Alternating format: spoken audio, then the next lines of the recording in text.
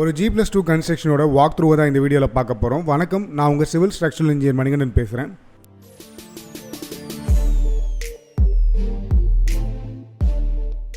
இனிஷியலாக ஒரு ground plus 1 story building தான் கட்டுறதா நாங்கள் பிளான் பண்ணியிருந்தோம். லேட்டராக ஒரு G+2 ஸ்ட்ரக்சர் போகலான்னு சொல்லிட்டு ஒரு சின்ன டிஸ்கஷனில் நாங்கள் இது ஒரு G+2 ஸ்ட்ரக்சராக பில்ட் பண்ண ஆரம்பித்தோம்.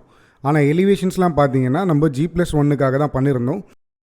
ஆனால் நாங்கள் ஸ்ட்ரக்சரல் டிசைன் பண்ணும்போதே ஒரு G+2 ஸ்ட்ரக்சரை பேஸ் பண்ணி தான் நாங்கள் டிசைனே பண்ணியிருந்தோம். அதனால் எக்ஸ்ட்ரா ஒரு ஃப்ளோர் கன்ஸ்ட்ரக்ஷன் போகிறதுல எங்களுக்கு எந்த ஒரு காம்ப்ளிகேஷன்ஸும் ஆகலை. நீங்கள் வீடியோவில் பார்க்குற எலிவேஷன் பார்த்தீங்கன்னா ஒரு கிரவுண்ட் ப்ளஸ் 1 ஸ்டோரிக்காக நாங்கள் ஃபஸ்ட்டு ரெடி பண்ண ஒரு ஆர்கிடெக்சரல் எலிவேஷன். இப்போ அடிஷ்னலாக ஒரு ஃப்ளோர் போகிறதால இந்த ஆர்கிடெக்சரல் எலிவேஷனை ஃபர்தராக ரீடிசைன் பண்ணலாமா இல்லை ஆன்சைட்டில் எக்ஸிக்யூட் பண்ணும்போது நம்ம அதை மாற்றி பண்ணிக்கலாமான்ற ஒரு சின்ன டிஸ்கஷன் இருந்தது.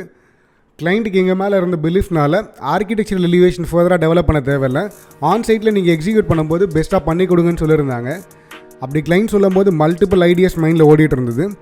ஃபைனலாக டிசைட் பண்ண விஷயம் பார்த்தீங்கன்னா காஸ்ட் எஃபெக்டிவாக இருக்கணும், அட் த சேம் டைம் நமக்கு ஒரு கிராண்ட் அப்பீலாகவும் இருக்கணுன்றதுக்காக இந்த ஜாலிஸை ஃபுல்லாக யூஸ் பண்ணலாம் அப்படின்ற ஒரு ஐடியாவை நாங்கள் டிசைட் பண்ணோம். அந்த டிசிஷன் நாங்களும் சரி கிளைண்ட்டும் சரி ரொம்ப பிலீவ் பண்ணாங்க. ஸோ அந்த பிலீஃபை நம்பி எக்ஸிக்யூட் பண்ணி பார்க்கும்போது ஒரு எக்ஸ்ட்ரா லக்ஸரினஸ் அந்த எலிவேஷனில் தெரிய ஆரம்பிச்சது. ஸோ கிளைண்ட்டுமே இதை பார்த்து கொஞ்சம் ஹாப்பியாக ஃபீல் பண்ணார். இந்த சைட்லேயும் ஒரு மிகப்பெரிய சேலஞ்ச் பார்த்திங்கன்னா நம்ம பிளாட்டுக்கு ஃப்ரண்ட்லேயே டிரான்ஸ்ஃபார்மர் இருக்குது. ஒர்க் பண்ணும்போது ரொம்பவே ரிஸ்கி ஆஸ் வெல் அஸ் சேலஞ்சிங்காகவும் இருந்தது.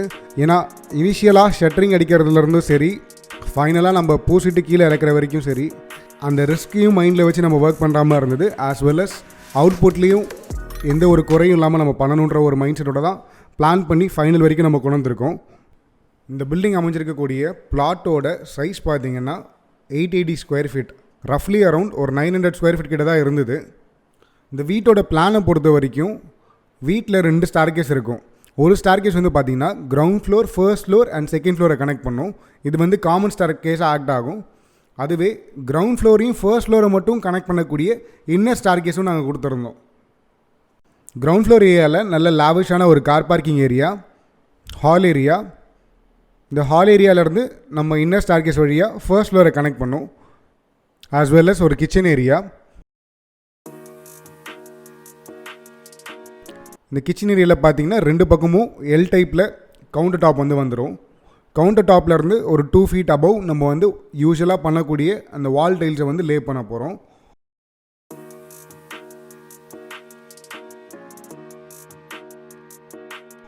கிச்சன்லேருந்து பேக் சைடு என்ட்ரிக்காக டோர் ப்ரொவைட் பண்ணியிருக்கிறத நீங்கள் வீடியோவில் பார்க்க முடியும். இது ஃபர்ஸ்ட் ஃப்ளோரில் இருக்கக்கூடிய ஒரு மினி லிவிங் ஏரியா. இந்த இடத்துல சிவரில் பார்த்தீங்கன்னா சின்ன ஒரு நீச் வால் டிசைன்ஸ் வந்து கொடுத்துருக்கோம். ஃபர்ஸ்ட் ஃப்ளோரில் பார்த்தீங்கன்னா 2 பெட்ரூம்ஸ் இருக்குது. ஒரு பெட்ரூமில் பார்த்தீங்கன்னா நம்ம இந்த கார்பென்ட்ரி திங்ஸ்லாம் வச்சுருக்கிறதால இந்த வீடியோவில் நான் காட்டலை. இந்த பெட்ரூம் பார்த்தீங்கன்னா ரோட் சைட் ஃபேஸ் பண்ணியிருக்கக்கூடிய பெட்ரூம்.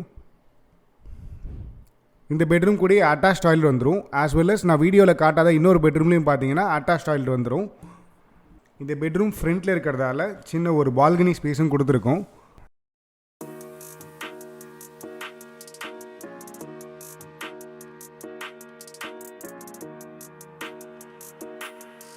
வீட்டோட ஃப்ரண்ட்டில் இந்த எலக்ட்ரிக்கல் ஒயர்ஸ் போகிறதால இந்த பால்கனி ஏரியாவை ஃபுல்லாக கிளாஸ் வச்சு க்ளோஸ் பண்ணுற மாதிரி தான் பிளான் பண்ணியிருக்கோம்.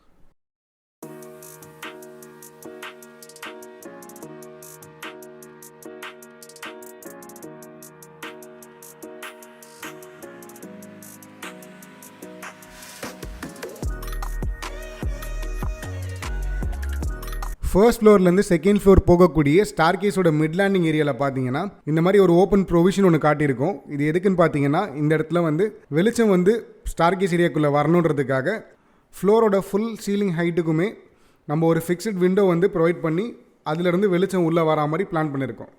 இந்த இடத்துல ஏன் ஓப்பனபிள் போகலன்னா சேம் ரீசன், ஃப்ரண்ட்டில் வந்து டிரான்ஸ்ஃபார்மர் இருக்கிறதால இந்த இடத்துல நம்ம வந்து ஒரு ஓப்பன் விண்டோவை வந்து தரப்போகிறது கிடையாது. அதுக்கு பதிலாக ஃபிக்ஸ்ட் விண்டோவை தரப்போகிறோம்.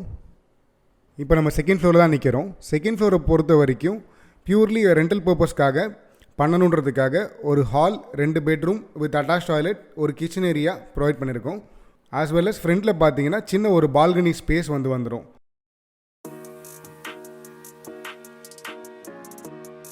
பெட்ரூம் ஏரியா, ஹால் ஏரியாலாம் பார்த்தீங்கன்னா காலம்ஸ் அண்ட் பீம்ஸ்லாம் உள்ளே தெரியறது உங்களால் பார்க்க முடியும் வீடியோவில். இதுக்கு காரணம் பார்த்தீங்கன்னா கிரவுண்ட் ஃப்ளோர் அண்ட் ஃபர்ஸ்ட் ஃப்ளோரில் இருந்த ஏரியாவோட கொஞ்சம் எக்ஸ்டெண்ட் பண்ணலாம் அப்படின்ற ஒரு ஐடியாவில் ஒரு 1.5 அடி கேன்டிலீவராக நம்ம வெளியே வளர்த்துருப்போம். அந்த ரீசன்னால் வீட்டோட இன்னர் ஸ்பேஸில் இந்த பீம் அண்ட் காலம்லாம் தெரியுது.